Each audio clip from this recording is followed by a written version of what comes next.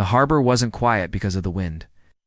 It was quiet because something massive had arrived, something that made even the seagulls stop mid-flight.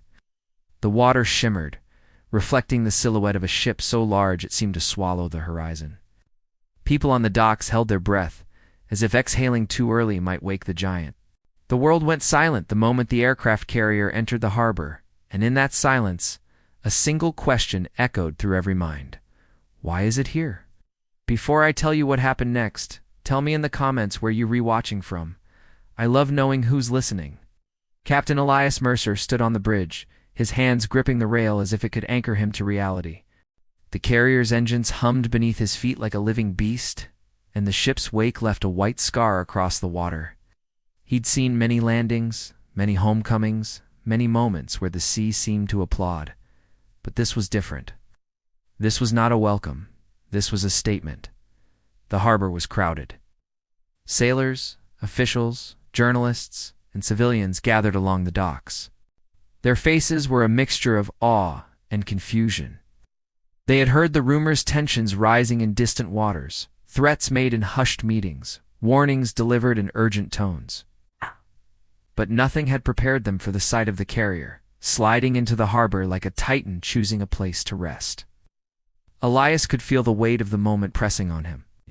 He glanced at his crew, all of them silent, eyes fixed on the shoreline.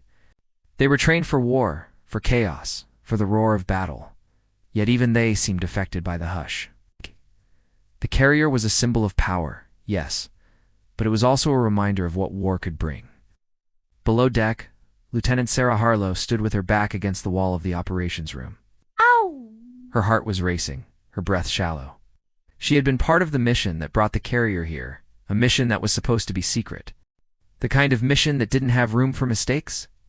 She had a reason for being here, a reason she hadn't shared with anyone. She looked at the maps, spread out on the table, at the lines and circles that represented lives, paths, and decisions. She thought about the people she'd left behind. Her father, a retired sailor, had always told her that the sea had a memory. It remembers everything, he'd said. It holds every promise and every betrayal. Sarah had never believed him until now. The carrier's arrival wasn't just a military move. It was a message to the world, a message that said, we are here, we can reach you, we can change the balance. But for Sarah, it was something more personal.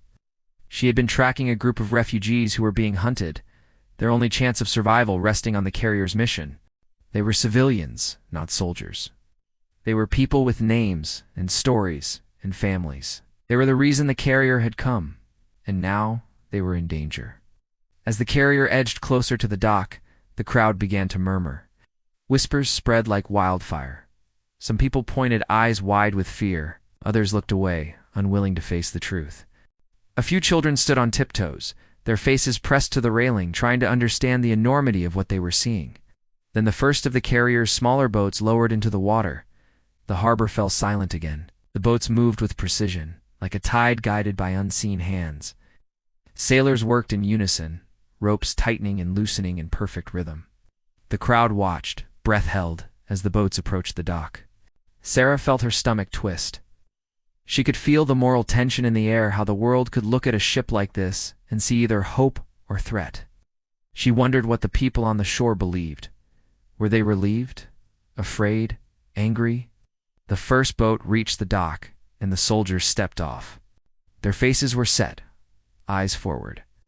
But Sarah noticed something else, an unmistakable softness in their movements, as if they were carrying something fragile inside them. Then the moment that changed everything, a small group of civilians emerged from the second boat. They were tired, their clothes torn, their faces hollow with fear.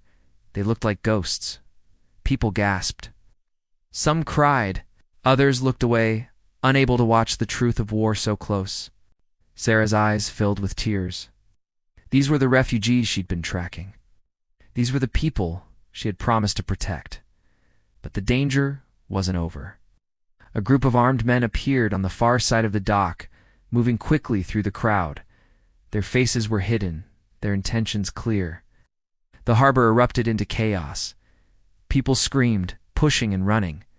The carrier's mission had become a race against time. The soldiers reacted instantly. They moved like a single wave, fast, coordinated, and relentless. They formed a protective barrier around the civilians, shields raised, weapons ready. The air crackled with tension. Sfera watched, heart pounding, as the armed men approached. She knew what was at stake. She knew the cost of failure. She could see the fear in the civilians' eyes, the way they clung to each other as if their lives depended on it. It did. The armed men stopped, their leader stepping forward. He shouted, demanding the refugees be handed over. His voice was harsh, filled with the arrogance of someone who believed power was absolute. Elias stepped forward, his voice steady. "No," he said. "Not here. Not ever." The leader laughed, a cruel sound. "Can't protect them all." Sarah felt a sudden surge of anger. She wanted to scream at him, to tell him he was wrong. But she knew the battle was not just physical, it was moral. It was about what kind of world they wanted to live in. The soldiers tightened their formation. The refugees trembled. The crowd watched in stunned silence. Then, something unexpected happened. The leader hesitated. He looked at the carrier, the massive ship that had just entered the harbor, and then at the faces of the soldiers. He saw their determination, their willingness to protect the innocent. He saw the truth in their eyes. He lowered his weapon. The crowd exhaled, as if the world had finally returned to its breath. The leader turned away, dragging his men with him, and the harbor remained quiet, silent, but no longer afraid. Sarah stood there, her hands shaking, tears streaming down her face. She looked at the carrier, the symbol of power, and realized that strength wasn't just about force, it was about choice.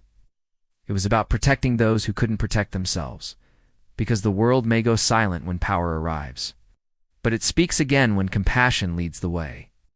And in that silence, she remembered her father's words.